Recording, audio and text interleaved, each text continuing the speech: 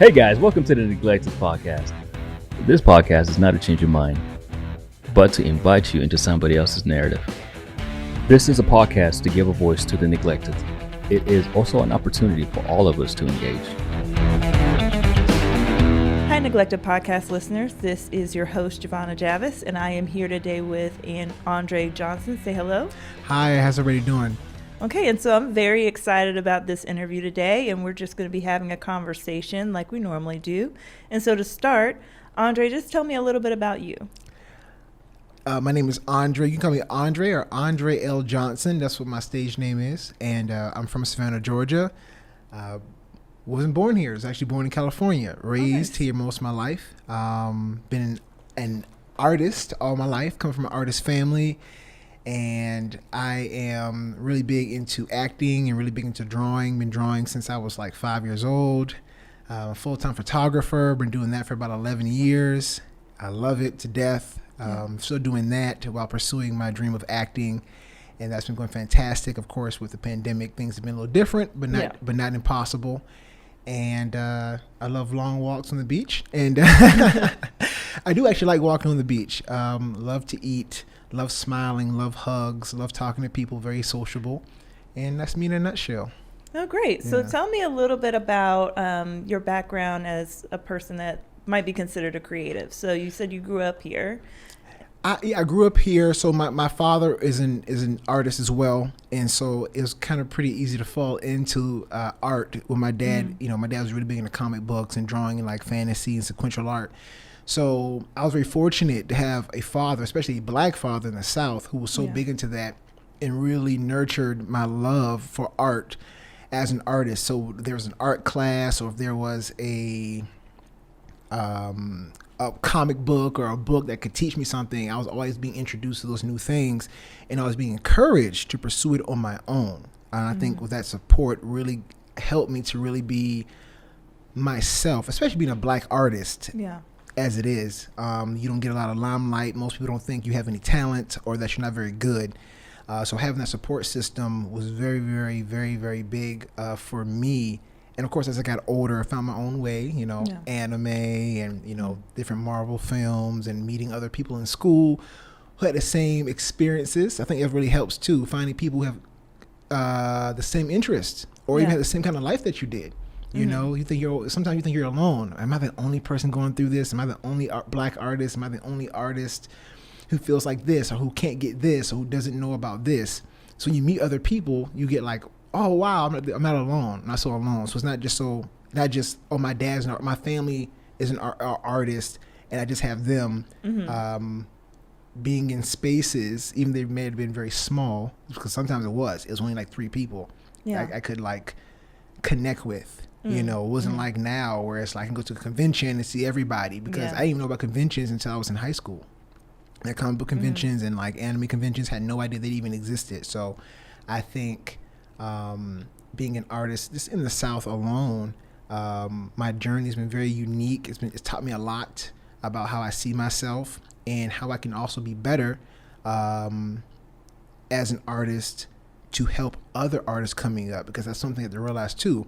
As an artist, other artists are looking at you who are your age, who are older, and who are younger, and really being like, okay, you are inspirational. You're a leader. People are looking at you. So being a black artist in the South really made me pay attention to what I was doing, because now that the internet's so big, people can find you really, really easy, and your work can be seen really easy. Back in the 90s, it wasn't like that. I couldn't name you not one black artist that I knew who was modern. I'm not talking about like, from the 40s or 30s or 1800s. I'm talking about from like the 90s. I couldn't name not one black artist that I knew.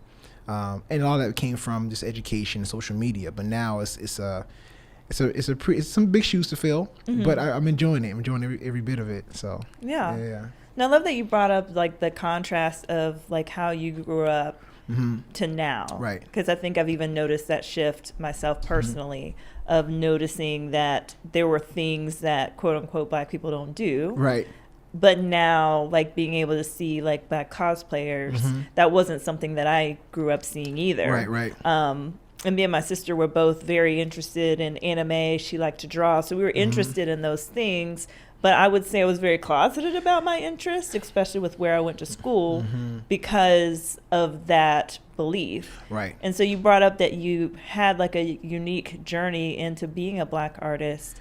Tell me about a little bit about schooling for you. Did that help shape like who you became as an artist? Did it define you in any way? It really did. I think I was very fortunate to go to, and I didn't go to any private schools or anything like that. I went to all public schools, but a lot of my schools I went to were very diverse. Yeah. You know, Black, white, Asian, Latino. Like I had a buffet of people to talk to and kind of bounce things off of. But unfortunately, you get into that range where you go from being a kid, like when you're like, I say 11, 12. You're in that age if you're going from being a kid to a preteen, like a preteen. Yeah. And you're almost becoming a teenager. And in that time period, you're still trying to be a kid and enjoy what you enjoy. But unfortunately, society wants you to be what you've been almost bred to be, a Black male. Yeah. So when you're a Black male who likes anime and Digimon and Pokemon and X-Men, you get called weird. Yeah. You get called, unfortunately, you get called white. You get called a lot of things that you don't know that you identify with or that you are. And you almost go through a identity crisis. Like, is this weird? Am I weird? Because, you know, when you're 11, 12, your body's changing. You're trying to figure what's going on. And as a Black male, you know, a lot of my friends were into football, basketball, rap, hip-hop. Yeah. When I was in middle school, I couldn't name you not one rap song. Yeah. But I was really big into like Michael Jackson and the Temptations and stuff like that. So just being around people who really, of course, you know, your friend dynamic shifts and you find new friends and new people to be around. And I found some group of kids who really saw me for me. And I was big. I love football, but that's not what I wanted to do. I had football coaches who were mad at me. I quit the football team. I didn't quit the football team. When I was going from middle school to high school, I didn't go play football in high school like everyone thought I was going to go do. Like, I'm just going to the NFL. I'm just going to go play football. No, yeah. That's not where my heart was. My heart wasn't there. And I decided to go to Savannah Arts Academy. I auditioned, decided to go there instead and really pursue my passion in art. And I'm so glad I did. And definitely going to Savannah Arts really nurtured and watered that seed to the point where I know for a fact if I didn't go to that school, I wouldn't be where I'm at now. Yeah. It wasn't so much about, because I did drawing in high school. Now I don't draw professionally now. I do it for my own sake now, but I do photography. But it helped me realize you are more than just what people think you are. You are a lot more than what you think you should be. Yeah. You know, because sometimes when you're born, you know, you being a Black woman, here's the box you fit into. Yeah. This is other things you should do, especially being in the South. Yes. Yeah. Not very fun. And I think what school let me see a whole other community of people who were enjoying art in their own way. And I was getting exposed to a lot of things. It was very, very, that exposure is huge, especially for children, to realize what they can do as a, you know, we get told, you're an artist, you're not gonna make any money. Yeah. Are you a Black artist? You're definitely not making any money.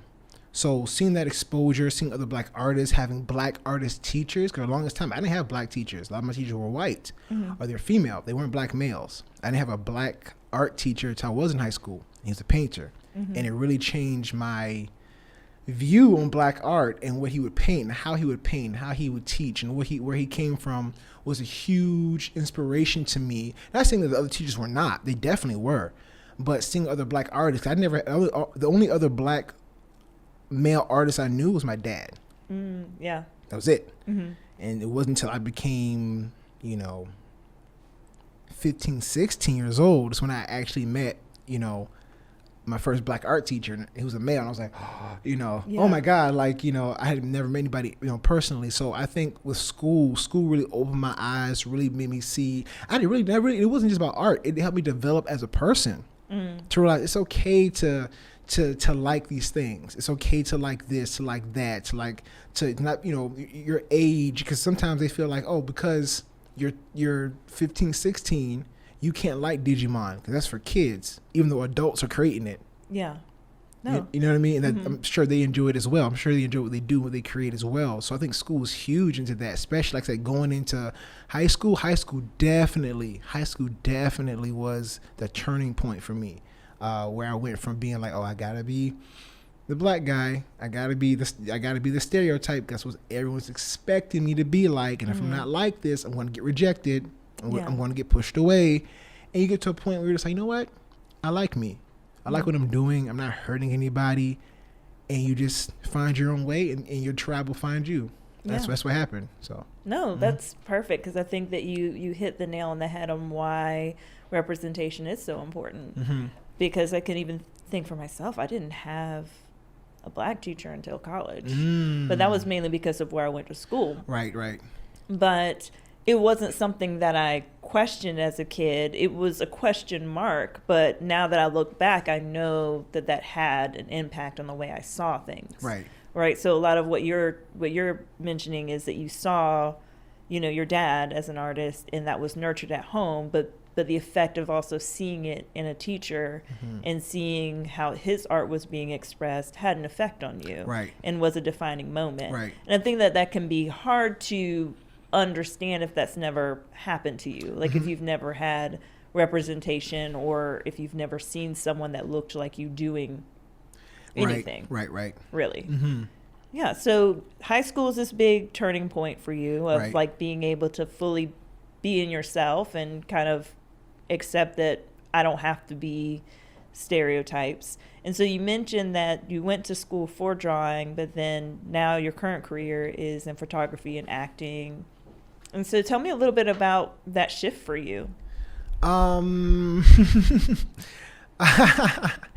So, wow, I'm kind of stuttering right now, because how I got into photography was actually because of a bad breakup. That's actually what happened. I was dating for the first time. I actually dated for the first time in college, and dated. It did not go very well, and there was a growing part for me, because a lot of kids know they dated in high school and college and middle school and elementary. I didn't date till I was in college, and unfortunately, this is the person I dated. Just it just wasn't the right person, and it left me with a kind of hole. For kind of like a hole in my heart during that time period, unfortunately, because of that relationship and a few other things. My grades started to slip. My love for art kind of died. I didn't know what I wanted to do. And of course, I'm trying to graduate. My advisor's like, Andre, I'm signing you up for this film photography class. You have to take it. And I tell her, no, I don't want to take it. I'm just not interested. She said, Andre, you have to take it to pass. I said, okay, I'll just take it. I sign up. First day in the class, I fall in love with film. I love every minute of it, to the point where it was almost like a renaissance of art. Yeah, that it was like the same feeling I got when I learned about art in the first place. The same passion, not love. You think about it all day long. You could do it all day long. And I went from doing film photography for I think I was doing it for 2 years before I got into digital photography. And because no one's really taking film. It's not like commercially they want everything to be digital. And unfortunately, a darkroom is very expensive, and the equipment is very expensive. And I got into it as a hobby. Hobby turned into a side hustle. Side hustle turned into a full-time gig, and I've been doing it full-time for about 6-7 years now. Awesome. Yeah, I love it. Nice. And so I would love to talk about the fan movie that you made. Okay. And so that was my introduction to you. I saw some friends were sharing on their page about this movie. And so tell me a little bit about your inspiration to do this movie. So I got into cosplay back in 2016 and loved every minute of it. I heard about cosplay, never did it, and met a group of people who did it, joined the group. We did some cosplays, Power Rangers, did Black Marvel Heroes, and then of course 2018, Black Panther comes out. Now, I didn't look like this back in 2018. I was a lot bigger. I was nearly almost 300 pounds. So I was a lot bigger guy. And the character I was cosplaying was M'Baku. had such a great time cosplaying him. Felt so good, like cosplaying him, watching the movie, seeing his character. Cause I knew about his character from the comics, and he's more of a villain in the comic books. He's not the most likable guy. And I love Winston Duke, the actor, and I really like the character. So kept cosplaying as the character. And after I saw the movie, I was like, man, I would love to see a backstory about M'Baku and how he came to challenge it. I would love to see it. And then the idea went off my head. I was like, why don't you write a film? I'm like, I don't know anything about writing a film. I had only been into like the acting industry for about maybe 2 years, doing some extra work, doing some stand-in work, and that was about it.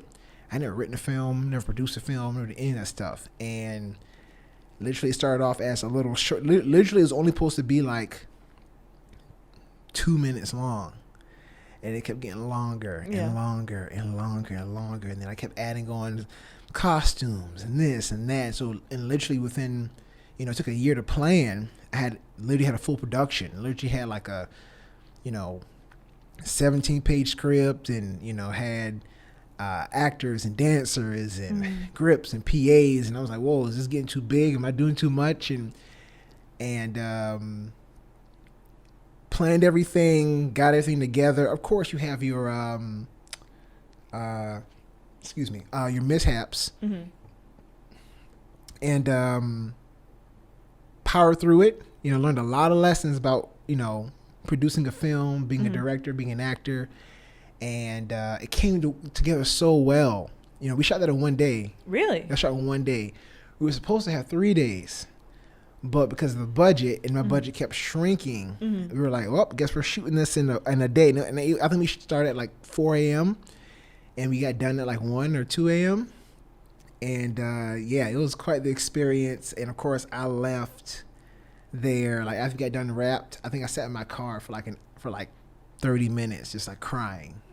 Crying. I was like, I can't believe like, not that I did it, that we did it. Because so many people came together to bring it together. Some people donated time and equipment. Of course, some people got paid, but a lot of people really put their heart and soul into that based on a vision that I had. I'm not a filmmaker. I don't have a track record of making a bunch of films, but the fact that people actually stepped up and were like, yo, I believe in you. So I believe in this project. And once it came out, it got shopped around. People from Marvel and people from all over were seeing it and messaging me about it. And it really just took off. It really, really did. And of course, people were like, she made, it's a fan film. I don't own any of the rights to it. And people were like, you should sell it. And I was like, no, my whole goal was to have fun. It was the first time for me doing it.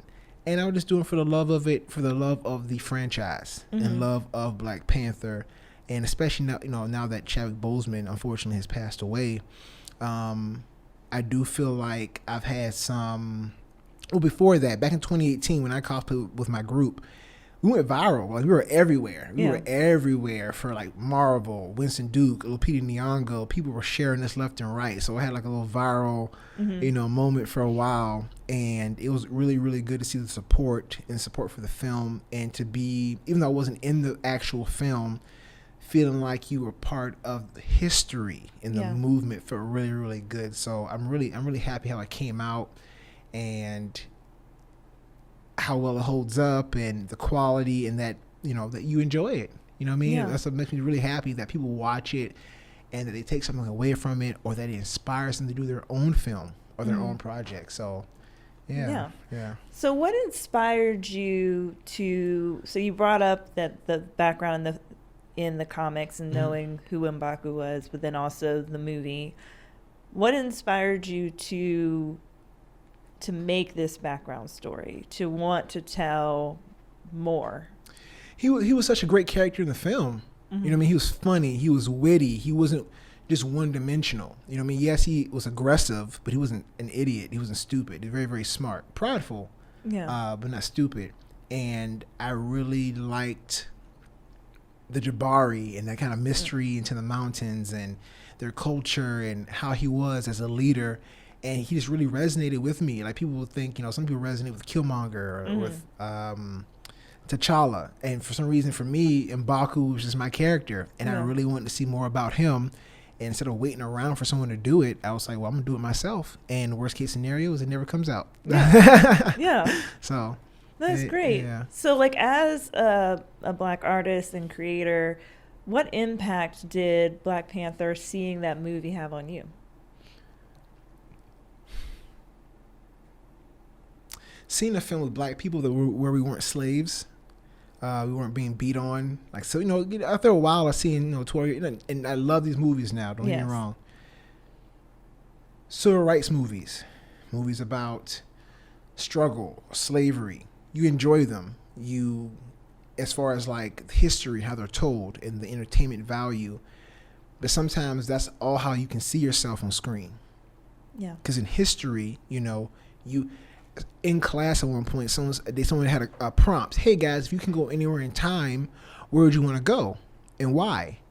And a lot of people in my class were like, now, I want to be here right now. Because no time, unfortunately, in history where we're doing pretty well, especially in America. That was nothing else everywhere. Yeah. For the most part, it wasn't, you being Black or at all or being some kind of minority wasn't very the greatest thing. So seeing Black Panther where we were represented as resourceful, as royalty, as working together, being important, like it almost gave us like a alternate timeline of what would have happened if we were possibly left alone. Right? If Spanish or European influence wasn't so heavy in Africa. So I think seeing that, it allowed kids to say, that's me. It allowed little kids. I remember being a kid, there wasn't a lot of that's me. Yeah. There wasn't a lot of that. I remember liking Power Rangers. And for me, the blue Power Ranger is my favorite. And I remember kids telling me, you can't be the blue one because you're Black. You have to be the Black one. Or if there was no Black character, sorry, you can't be any of these guys because they're all Black, they're all white, or they're Asian, or whatever the case may be. And for a while, you feel like, man, like, can I just not be anybody? Can I just not be anybody because, this color of my skin does make me less? Why am I always excluded? So in this case here with Black Panther, it really inspired the inner children and your inner child. Yeah. That here you are on screen. I think every Black person mostly every Black person or Black child could look on screen and say, that's me. Oh, I'm that person.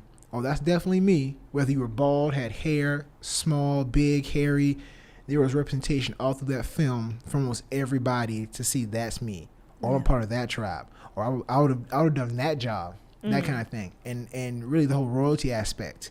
You don't see a lot of royalty films with Black people, other than you have like Coming to America, but that's more of a comedy kind of thing. Especially in the Marvel universe, there's not a lot of Black lead movies. This was like the first. I think it was the first one. Yeah, that they ever did, and it was huge. It was a blockbuster, and it did so well.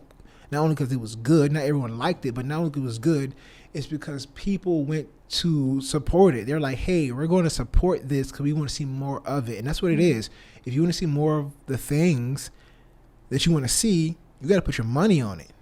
Because that movie would have flopped. They'd have been like, this isn't what they would have said. This doesn't work. Right. This formula doesn't work. Black leads don't work, because that already was something in the industry already. Black leads don't work, and if you have too many Black people, now it's a Black movie, and now we can't market it to China and in Europe and to these other people because unfortunately Black doesn't sell. Yeah. So this film really broke a lot of stereotypes for a lot of people, and I'm so excited that it did. I'm very excited for Black Panther 2. It's going to be kind of heart-wrenching, because of the loss of Chadwick Boseman. Some huge shoes to fill.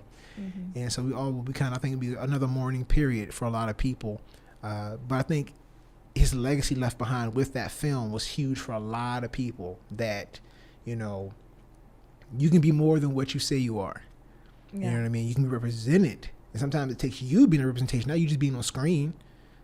You in real life on screen. And that people are watching you overall. So whether you're doing it on screen or in real life, representation does really, really, really, really matter. You know what I mean? Especially nowadays. So no, I mean, I love that you highlighted that it was such a big moment.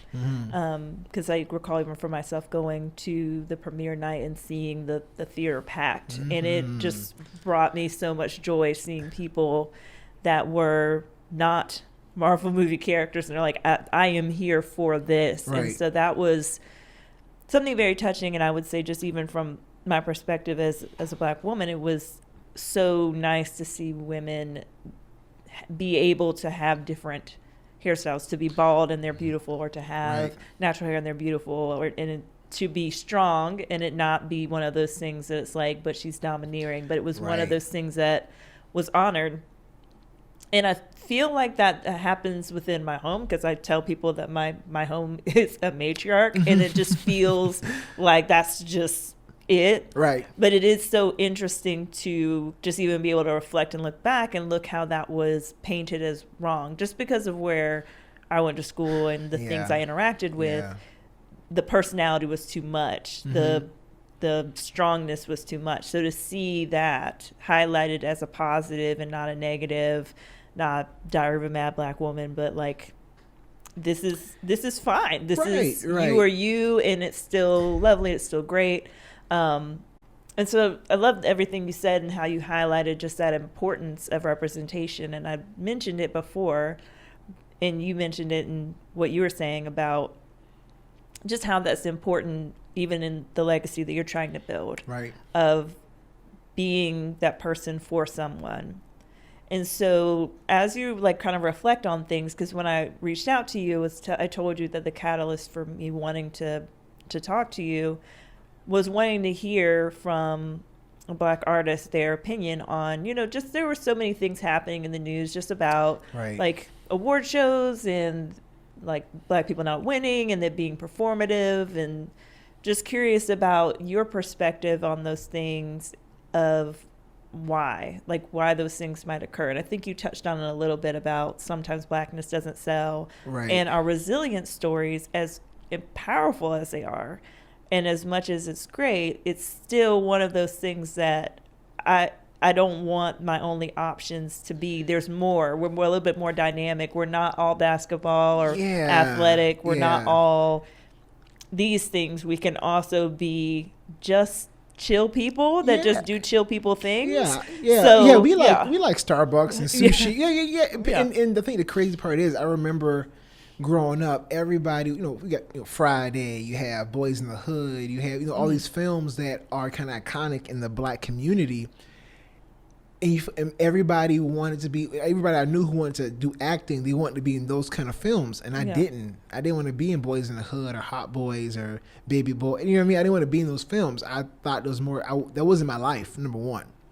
Yeah. That wasn't my life. That was someone's life. And I think it should be represented on screen.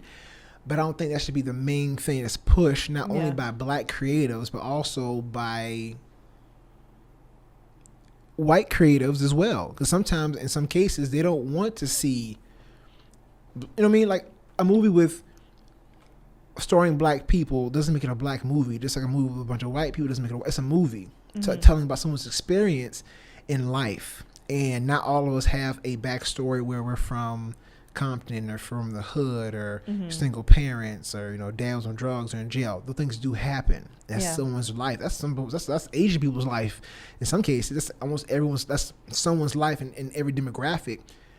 So seeing films like Black Panther, some other films that are coming out now about people just being 30 and trying to survive, being a Black woman who's 35 trying to make it, or trying to pay off debt, or she's trying to move her way up in the marketing department, and people are like, where's the Black stuff going to happen? We mean the Black stuff. It's happening now. Yeah. You know what I mean? Life is happening now. So I think seeing that stuff on TV is very important. Even in the academy, hopefully I'm not wrong about this. What I read is that the academy was, majority unfortunately white.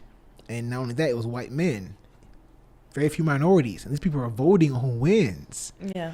So some people feel like, well, my stuff wasn't very good, that's why I didn't win. Sometimes it wasn't about it being good. It was about preference.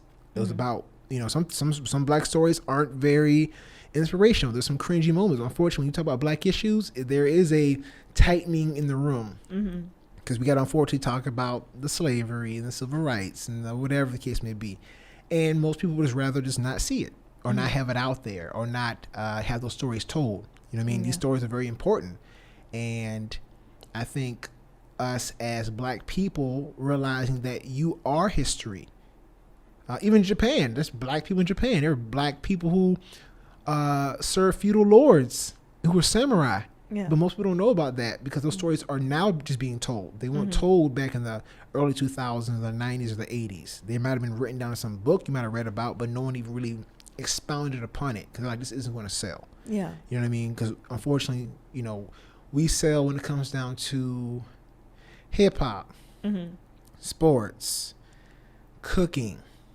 That's what we've been told we excel at. We know we're good at that stuff. We know other people are good at that too. But when it comes down to you being represented as yourself, somebody who's not into basketball, doesn't watch football, doesn't, you know, listen to a lot of hip hop, that story about you get called alternative. Yeah. You know what I mean? I'm an alternative black person. No, I'm just myself. And I'm black. Yeah. And I enjoy these things. And I think those stories being told about life and how things have been for other people are very important. You know what I mean? Not everyone's ghetto fabulous. Not everybody is mean. Not every black person is, you know what I mean? That's a stereotype. And that stereotypes sell and they make a lot of money.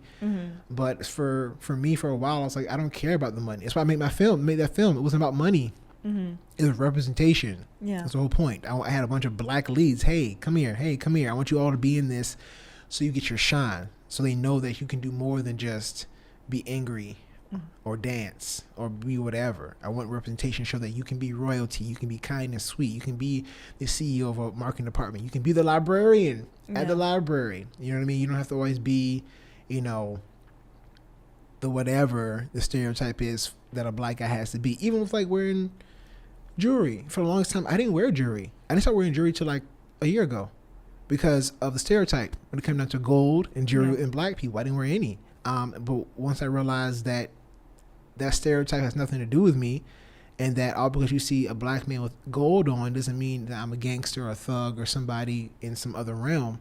I had to really kind of take back my image. And once you take it back for yourself, I think it gives people permission to take it back for themselves as well. Yeah. So. As much as you feel comfortable, what would you say has helped you stay grounded in that? Because, you know, microaggressions, stereotypes, whatever label they fall under, they do have an effect. I think, you know, as a counselor, one of the worst things that I think a lot of us grew up under was being told that sticks and stones, but words will never hurt me. Yeah. And that is a lie. Yeah. Because those words do shape you, and they do kind of sometimes lead very inward to, why am I not enough? Why am I not black enough and I'm not white enough? Why do I have to get this other label? Or why am I not fill in the blank, whatever that thing is? And so in your journey to just becoming and being able to be your full authentic self, what has been helpful in that journey? Pulling away from people. You know what I mean? You realize your life is shaped by people.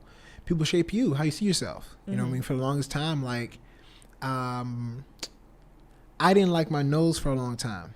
Not because I didn't like my nose, it's because other people didn't like it. And I kept judging myself based on what everyone thought I should be like, or my value being based on how they saw me. They like this and I'm not this. They like that and I'm not that. Me being able to really, I pulled away. You know, I pulled away from people, and really just, once you pull away and you are able to talk to yourself and figure out what you want to do and make sure you're not hurting anybody, you're not causing kind of problems, you're trying to be a benefit and you're really trying to grow. That was it for me. Yeah. Once I pulled away, I just blossomed, and it was great. And I realized I'm more than what people think I should be. And so I'll say pulling away really helped me stay grounded, really just focusing on me, having a plan, and just really watering my own soul really helped me than me depending on other people to do it. Yeah. And so with last year was crazy, and you talked about how it had an effect on acting. And so not only did we go through COVID, but we also watched a lot of people die. We watched a lot of hard conversations happen right in front of us. How did that affect you as an artist? Wow. It made me realize that people don't live forever. You know that already. Kobe Bryant, Chadwick Boseman, a lot of great actors who were not just black, a lot more white who definitely inspired me, other actors and artists. But it really made me see my mortality, that life isn't guaranteed, that when it's your time, and that your legacy you leave behind it's not about you just leaving behind awards and TV shows. Sometimes kind words, a small inspiration is your own art. Someone's going to find this stuff and eventually share it, especially if you're loved. And with losing so many prominent figures, you realize it's time for you to step up. Mm-hmm. Not step down, not get sad, mourn. But the whole point of their life was for you to step up, not to be the next Kobe. Kobe's Kobe. Yeah. There'll never be another Kobe. Chadwick Boseman was Chadwick Boseman. There will never be another Chadwick Boseman. It's time for you to be yourself and be authentically yourself, because who they were. They weren't perfect. They were human. That's not an excuse for the things that they did, good or bad. It's just what it was. And I feel like their death was a sign of the times. That you don't know when your time's coming. Yeah. You don't know when. None of them thought the day that they died was the day they're going to die. They said that, I read an article that said that Chadwick Boseman thought he was going to beat cancer all the way up to the week that he died. The very week that he died, he thought, I'm going to beat this. Yeah. He didn't. And let you know that, hey, when it's your time, it's your time. And guess what? Use every bit of your time to be an inspiration, to be your best. Now, you don't have to be an inspiration like you're trying to be a big thing. Mm-hmm. But realize that this would be the best that you can be. And if you're being the best you can be every day, you're leaving everything on the table. Now, that doesn't mean your days will be good. Some days you put your all into a day, and your day's terrible. Yeah. But at least be like yesterday. I worked out yesterday, and it was not a good workout. When I left the gym, I was like, that wasn't good. I just didn't really hit like I wanted to. And I had to realize when I got home, you went. Yeah. You finished it. You may have felt like you did something prominent, or you did something really important, or you really got a good workout, but you did. And to realize every day just leaving everything on the table, just like they did. They left everything on the table every day to the day that they died. And that's how I wanted to live my life. And it made me realize I want to live my life like that, living it to the fullest, being my best, being authentically myself. And that if one day, through accident or through natural causes, that I perish from this world, that I leave behind a legacy for someone to follow, some kind of roadmap. That's what they did. Yeah. Left a roadmap for us. They're in their 40s, their early 40s. These guys, they might as well could have easily been our classmates or our peers in a way, because they weren't 70.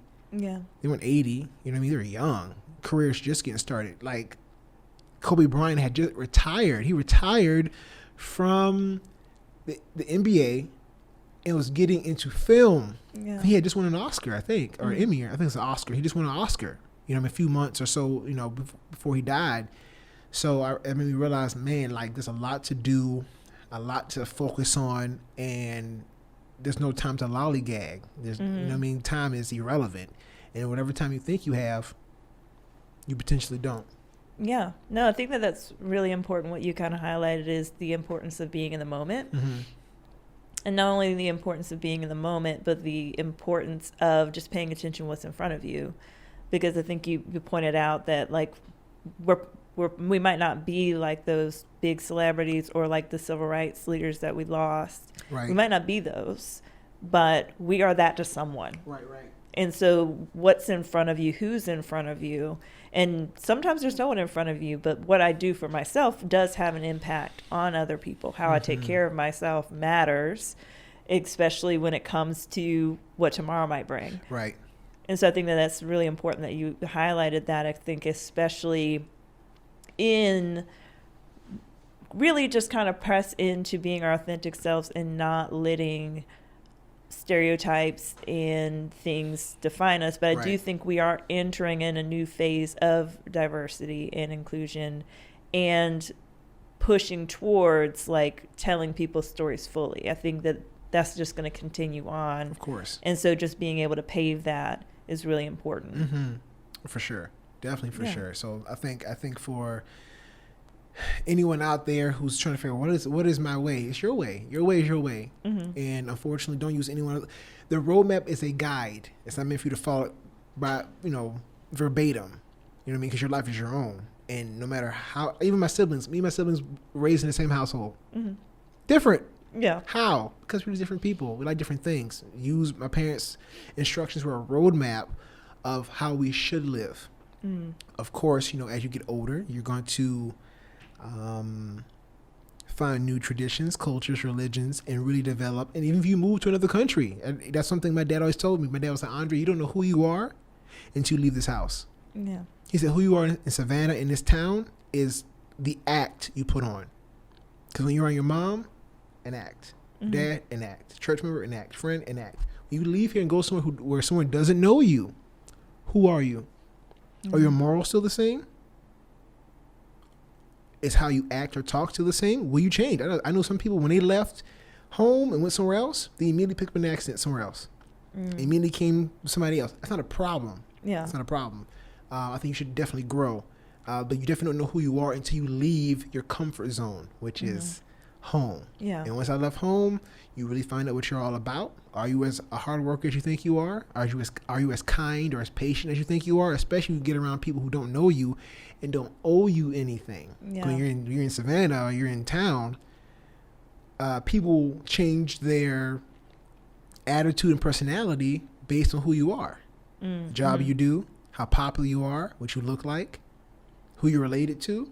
Yeah. That kind of thing. So I think it's very important to really kind of find out who you want to be and stay as authentically to that as possible. So that's something I try to do every day. And of course it changes because, we're human. We need to evolve. So I think it changes by the day. Lately it's been by the minute. So. Yeah.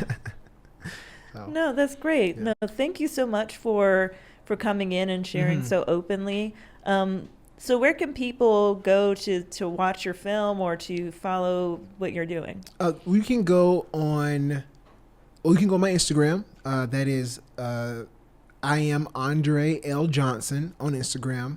You can also, if you want to see any of my film work or any of the interviews or other actors people I've worked with, and even the film, which is M'Baku from the Mountains, you can go on AndreJohnsonStudios.com. There's a really nice open screen for you. You can go in and see behind-the-scenes video, photos, interviews with the cast and crew. And you can also watch the film as well. And I'll be putting up some more films as time goes on because that'll be the site I'll use. And again, it's AndreJohnsonStudios.com. And I'll be putting up more film work, more promotional stuff, more skits. So if you want to keep up with me, you can keep up with me on my site or just follow me on social media. Well, great. Yeah. Well, thank you so much for coming in. And as we always end, we ask our guests what their challenge is for the listeners. So what would your challenge be? My challenge would be do something you're not good at. You grow more by doing things you're not good at than the things you are. An example. For the longest time, I wasn't good at drawing. What was it? Drawing out of my head. I couldn't do that. Portraits, perfect. Still lifes, perfect. But when it came down to drawing out of my head, I would never practice it because I wasn't good at it. And typically when you're not good at something, you don't enjoy it. Mm-hmm. And usually that's the main thing you have to work on. It's like exercising. Name a body part you don't like working on. My legs. Your legs? Same. Yeah. Same. My leg day, I've skipped it. I've skipped it many times, and I know I shouldn't do that. Don't do that. You need to be well-rounded in everything that you do, especially if it's in something that you want to do, like acting or crocheting or film or whatever. Practice it. You have to. Yeah. Unfortunately, you can't have a table with 4 legs, 3 are strong and 1 isn't. Unfortunately, that table is not gonna stand very well. It's not gonna operate very well. You as a human being that's more complex than a table need to really focus on the things that you're not good at and focus on those things a little bit more than the things you're good at. Just like if your right arm is bigger or stronger than your left, you need to add a few more sets or reps to the other arm so you're just more balanced. It makes you a balanced person mentally, spiritually, and physically. So to everyone out there, please practice something at least 30 minutes a day that you're not good at. Yeah. Trust me. It won't take very long for you to get pretty decent at it, and eventually you'll love it. Yeah. So, no, thank you so much. That's a perfect challenge. Thank you so much. Thank you for having me. You're welcome. And so listeners, we'll talk to you later. Bye.